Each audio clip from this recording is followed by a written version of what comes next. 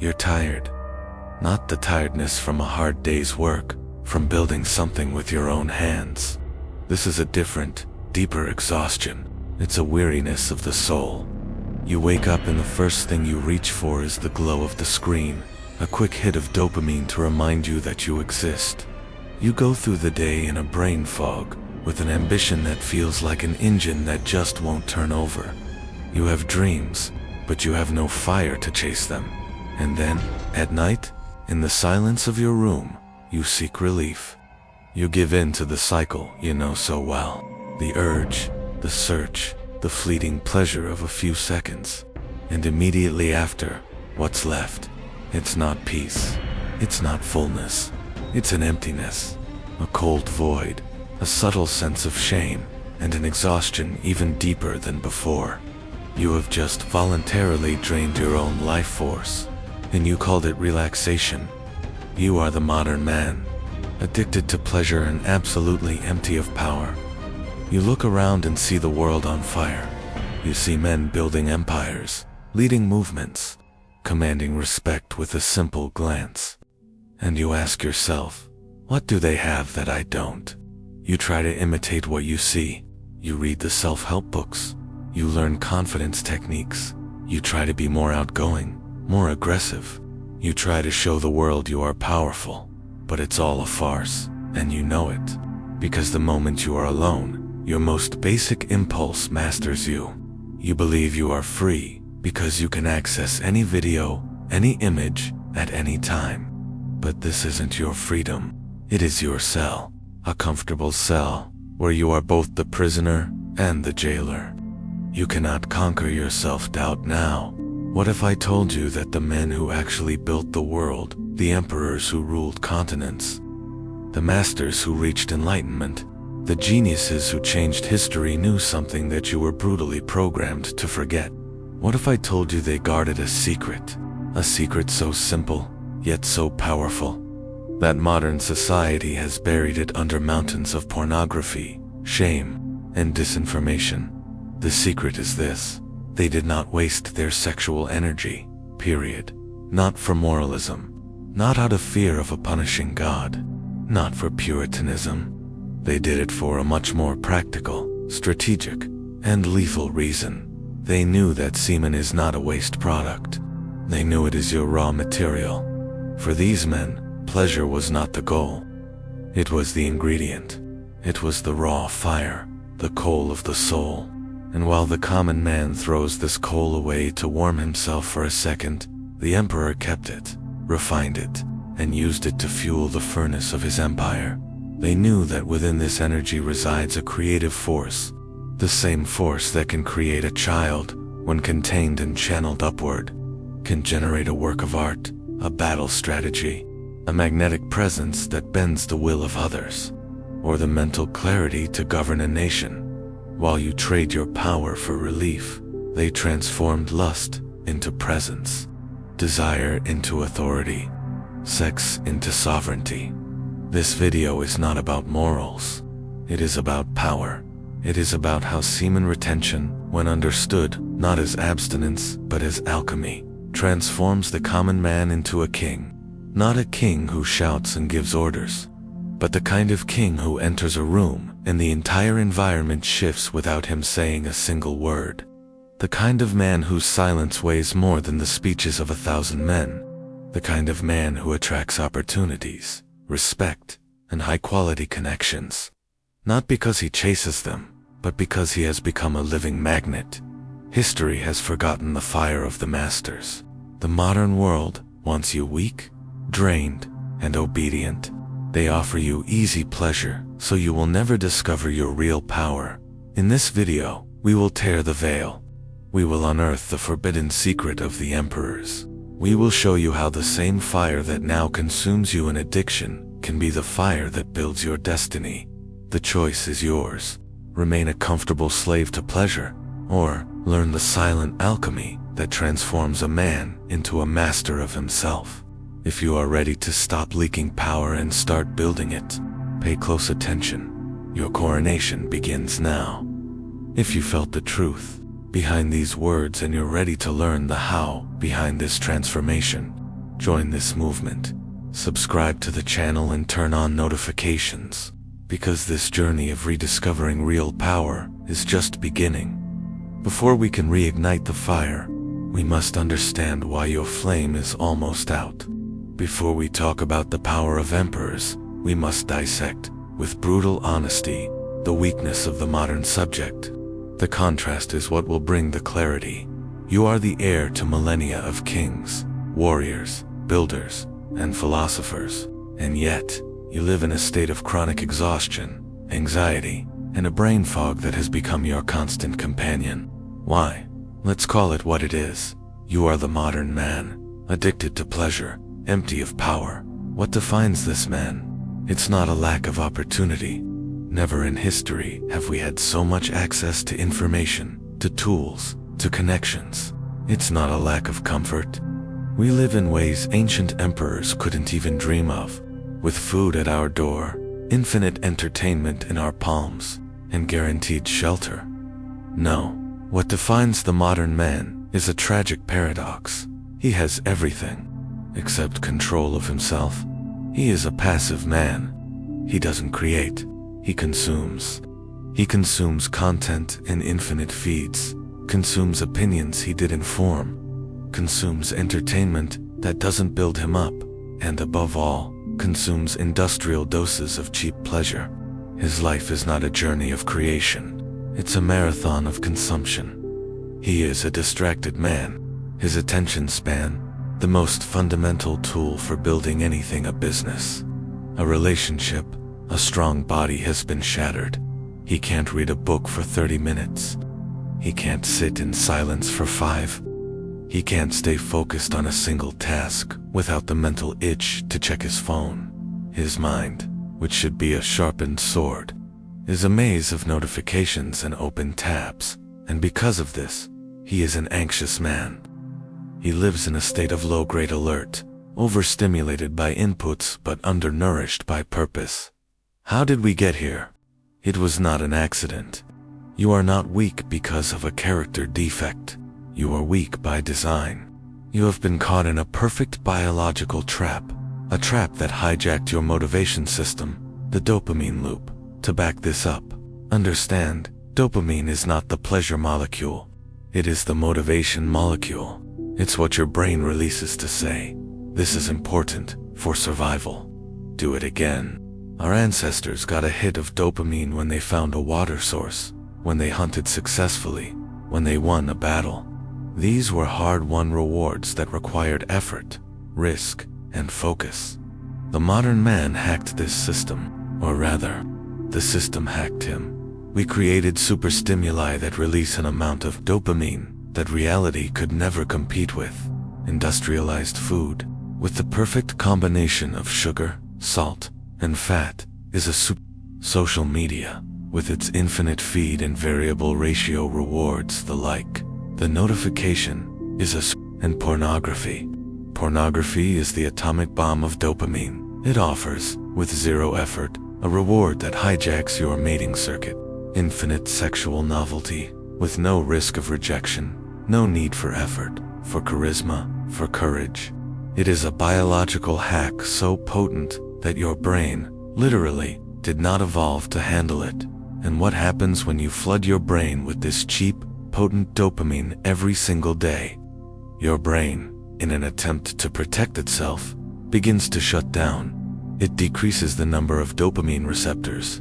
This is called downregulation, and this is where the emptiness of power sets in, with fewer receptors. The normal things in life, working on a project, reading a book, having a real conversation, going to the gym, stop giving you pleasure. They don't release enough dopamine to register on your now desensitized brain. They feel boring, bland, too difficult. The only thing that makes you feel alive is the superstimulus. You become an addict. You are no longer seeking pleasure to feel good. You are seeking it to stop feeling bad. This is where pleasure becomes your jailer, and your freedom to consume whatever you want, whenever you want, is revealed as the perfect slavery. A man who is a slave to his impulses is the ideal subject. He is predictable. He is easy to manipulate. He has no energy to question, no focus to build an alternative life, no willpower to say no. He is a docile, anxious, and perfectly empty consumer. Meanwhile, the Emperor's secret was the opposite. He understood that sexual energy, the Jing, was the source of his real dopamine, his motivation, his fire. To waste it was to fry his own circuit, to give away his power. By containing this energy, he kept his reward system sensitive. He found pleasure in the hard things, in governing, in studying strategy, in meditating, in building. His pleasure came from conquest, not from relief. The modern man seeks relief and loses the conquest.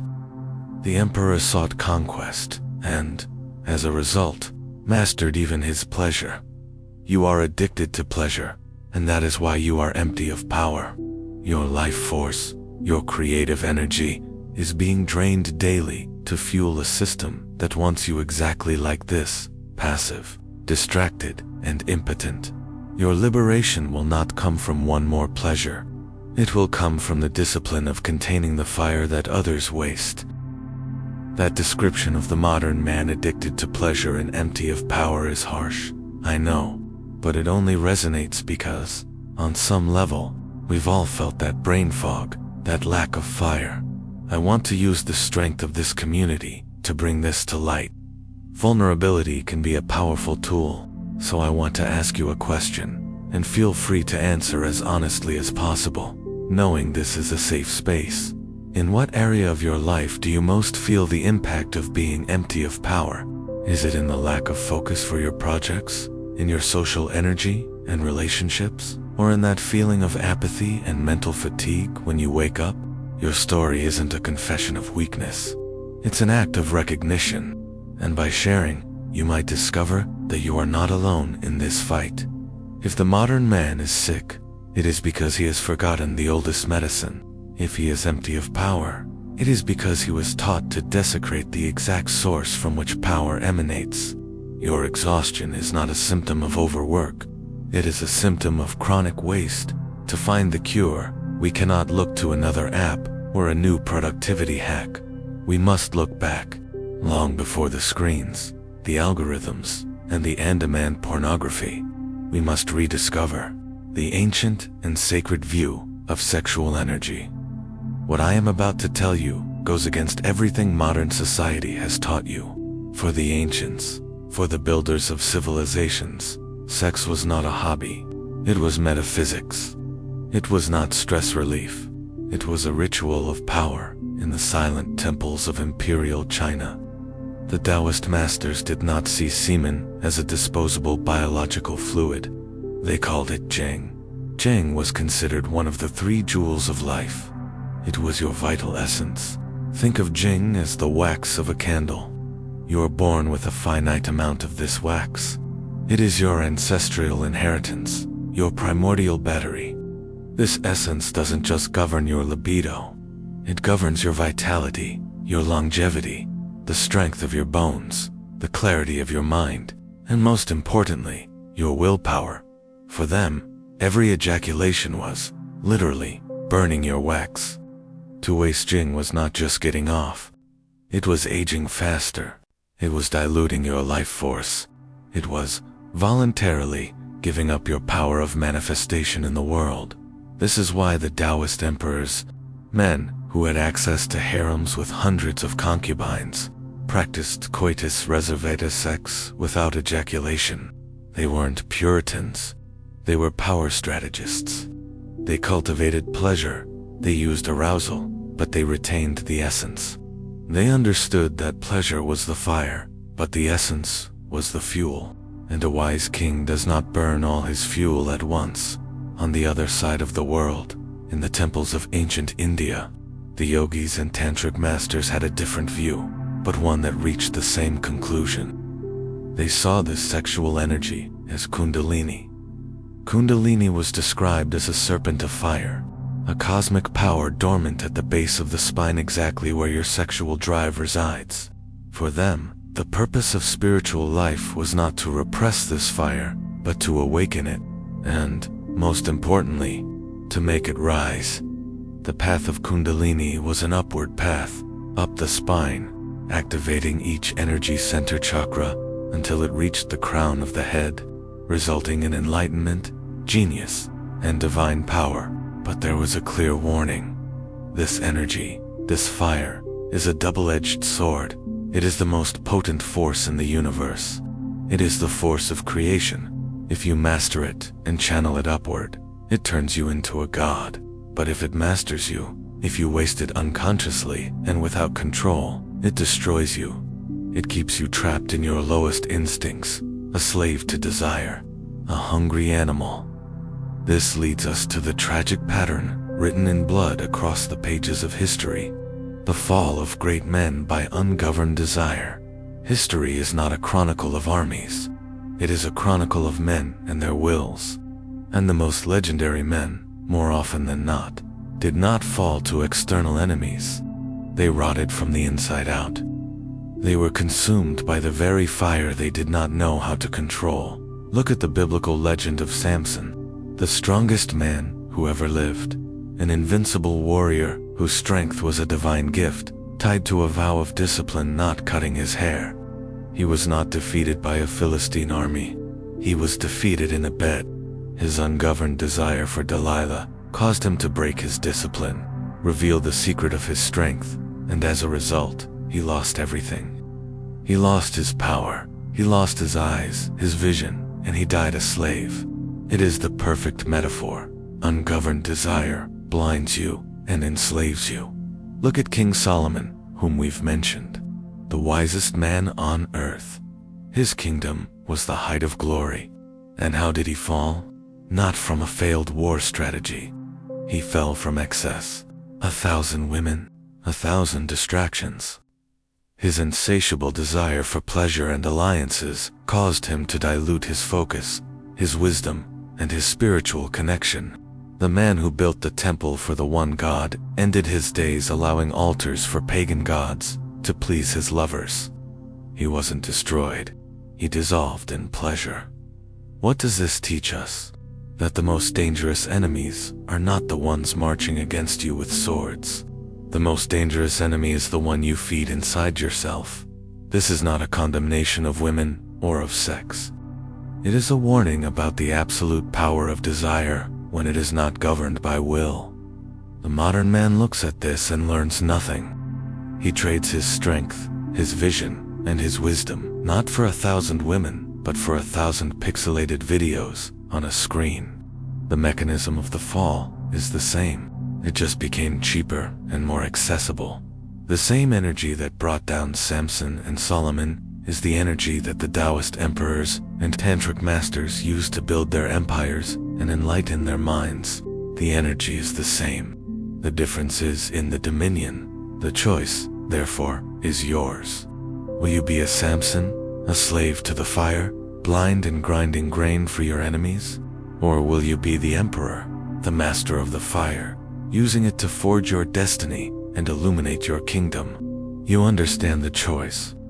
On one side, the path of Samson and Solomon, the path of waste, where power dissolves into pleasure.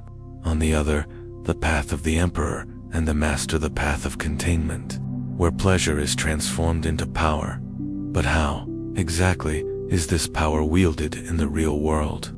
How does the simple decision not to waste your energy translate into magnetism, attraction, and authority? The answer isn't physical. It's psychological. It's not a display of brute force, but a subtle game of perception. Welcome to Erotic Alchemy, the psychological power of scarcity and mystery. The most fundamental principle of economics and human psychology is this: scarcity creates value. What is rare is, by definition, valuable. Gold, diamonds, works of art. Their value isn't just in their utility, but in their limited availability. What is abundant, what is available everywhere at any time, is, by definition, cheap. Water in the desert is worth more than gold. Water by the river is worthless now. Look at the modern man, the man addicted to pleasure. He is the opposite of scarce. He is desperately abundant. He spills his sexual energy onto screens, for free. He spills his opinions on social media, begging for validation. He spills his attention on anyone who will give him a second of relief from his loneliness.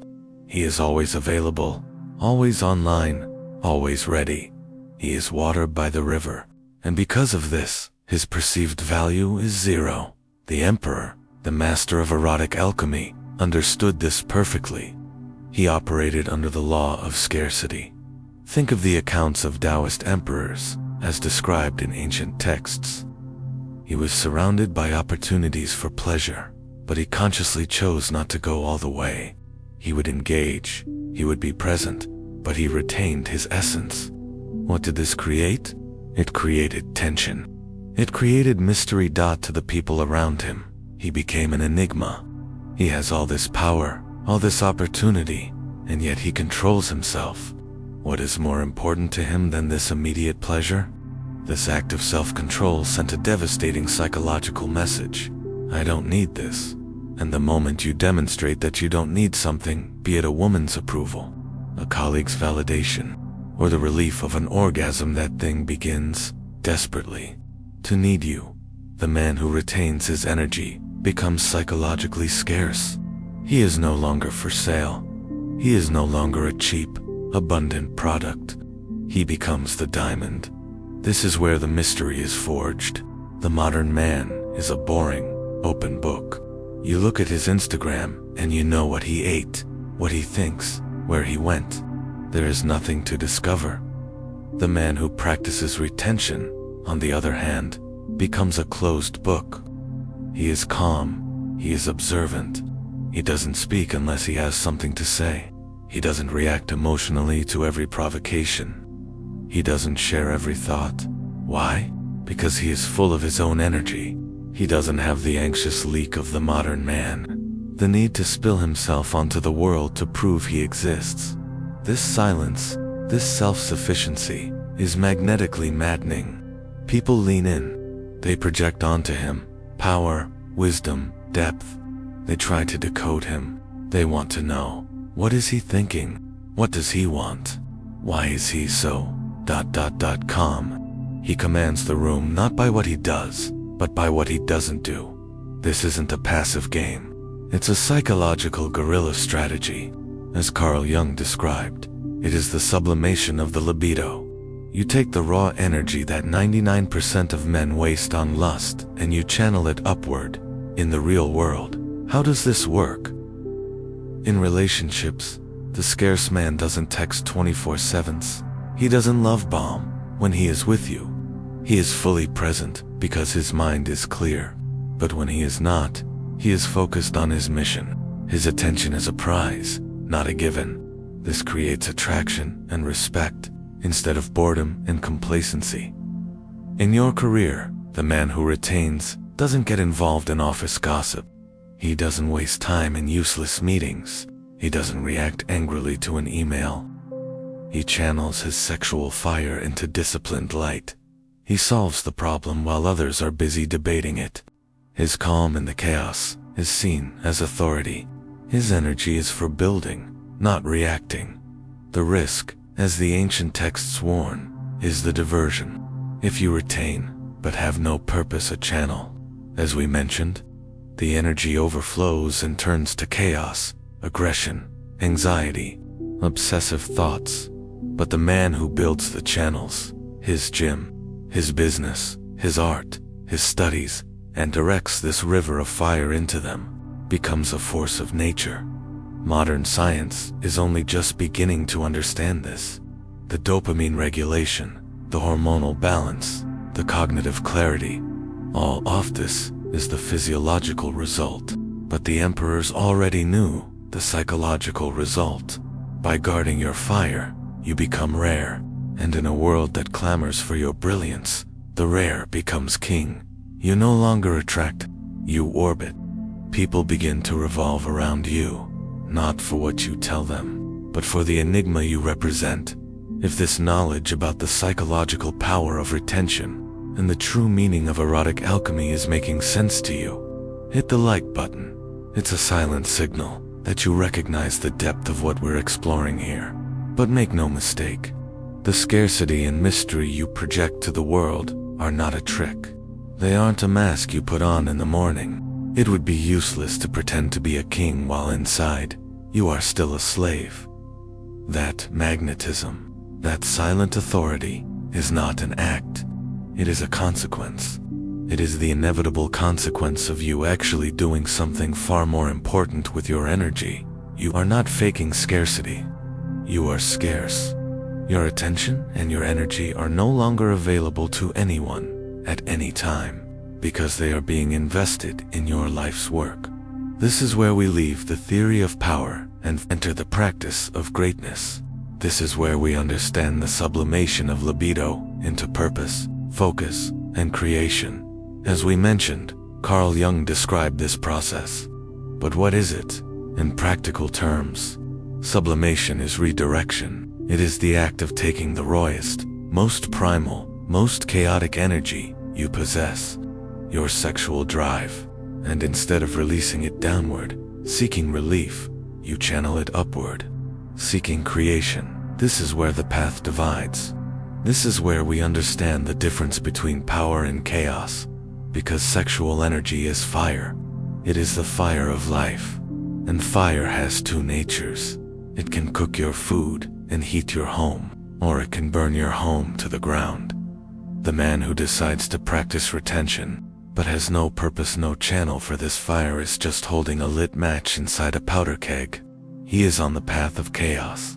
The energy builds, but with no direction, it overflows. And how does it overflow? As unexplainable aggression.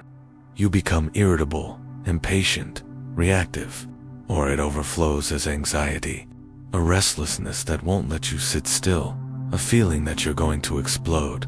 Or, most commonly, it becomes a mental obsession. Your mind, having nowhere to direct the fire, uses it to create more and more intense fantasies, making the pressure unbearable until you break, relapsing and getting thrown back to square one, feeling weaker than before. This is the man who represses. He doesn't master the fire. He just gets burned by it. The other path is that of power. It is the path of the master, the emperor, the alchemist. It is the path of retention, has dominion over the inner fire. The master does not fear the fire. He uses it. He understands that this pressure, this restlessness, this raw force, is his most valuable raw material. He doesn't try to put the fire out. He builds channels for it. And here is the practical part. What do you do in the moment the fire burns? What do you do when the temptation arises, when the pressure becomes almost unbearable? First, you must move the energy. Sexual energy, in its raw state, is physical. It's hot. It pulls in your lower organs. If you sit still, just resisting mentally, you will lose. You must move it. The exact instant you feel the pressure of desire, get up. Don't negotiate with your mind. Act. Do 50 push-ups until your muscles burn. Do squats. Go for an intense sprint. What are you doing? You are taking the raw jing, the rocket fuel, and using it to power your muscles. You are forcing the energy to circulate, to rise, to transform into ki, into physical vitality. You use the fire to forge your body. Second, you must cool the energy. If the mind is obsessed, if fantasies are overpowering you, you need a system reset. The most powerful tool for this is the cold shower or cold plunge. Cold water isn't just a test of discipline, it's an alchemical tool. The thermal shock forces your blood from your extremities and the surface of your skin to rush to protect your internal organs. It pulls the energy that was concentrated in your lust back to your core. It forces your mind, which was lost in fantasy, to come violently back to the present moment, to the physical sensation of the cold. The fire is hot. Discipline is cold. You use the cold to master the heat.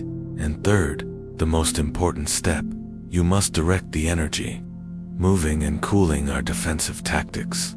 Directing is your offense. You must have a mission, a purpose that is more important than 10 seconds of pleasure. It could be building your business. It could be writing your book. It could be mastering a musical instrument, learning a new language, becoming the best at your profession. This purpose is your main channel when you feel the fire rise. After you've moved it with exercise and calmed it with discipline, you sit down and you work. You take that energy, that focus, that creative aggression, and you pour it into your project. That is sublimation. You are, literally, taking the force that nature gave you to create a child and using it to create your legacy. The artists, the scientists, the visionaries that history mentions, they weren't men without desire. They were men who had a desire for their work that was so great. The lesser desire, that of lust, became its servant. When you do this, desire stops being your enemy. It becomes your ally. It becomes a signal. The feeling of desire no longer means time to release. It becomes an alarm on your dashboard that says, fuel levels are high. Time to create. Time to build. Time to dominate. The sovereign man is not the one who has no fire. He is the one who has learned to be the master of his own inferno. He doesn't get burned.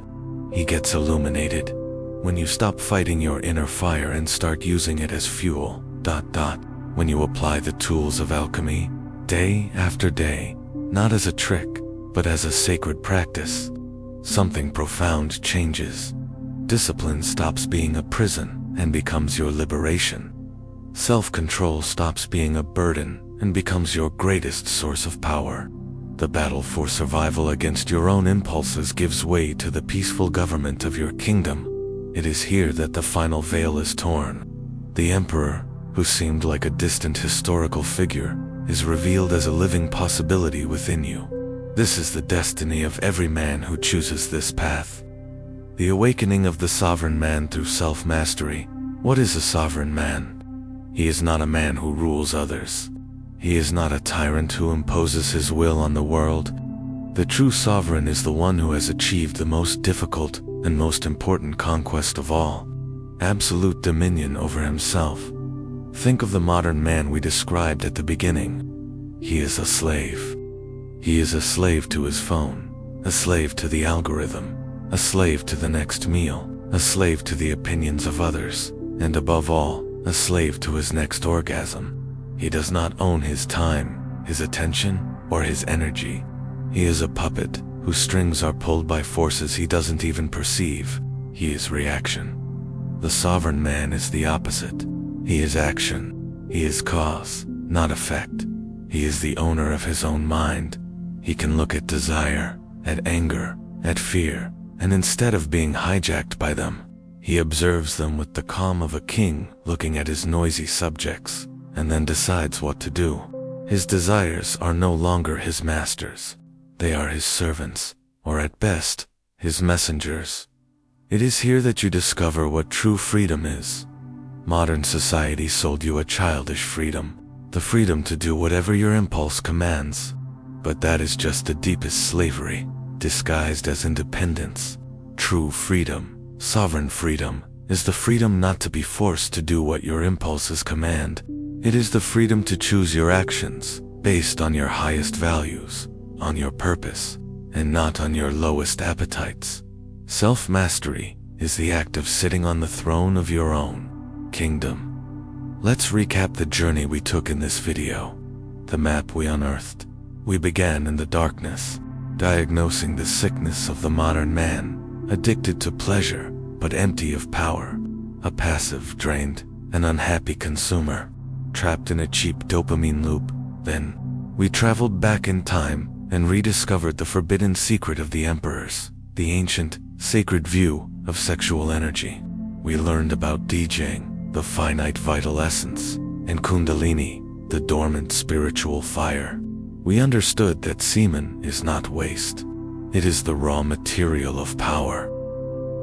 We saw the warning, the tragic proof of what happens when this fire is not governed. We saw the fall of giants like Samson and Solomon, not by armies, but by their own uncontrolled desire, proving the enemy is inside the gates. We learned the psychological strategy of the masters, erotic alchemy, the devastating power of scarcity and mystery. how the man who contains himself, who is not for sale, who doesn't leak his energy, becomes a psychological magnet in a world of abundant, cheap men. And finally, we were given the practical tools to become the master of this fire. The difference between power and chaos. We learned to move the energy with exercise, to cool it with the discipline of the cold, and to direct it with the force of purpose. What do all these steps build?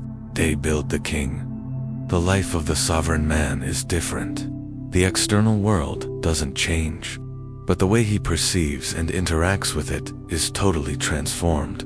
The temptations don't disappear. The screens still glow. The culture of easy pleasure still screams, but the sovereign man sees them for what they are: noise, childish distractions.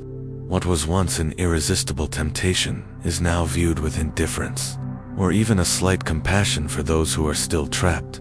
Desire doesn't die. On the contrary, it gets stronger. But now, it is a wild horse you have learned to ride, not one that tramples you.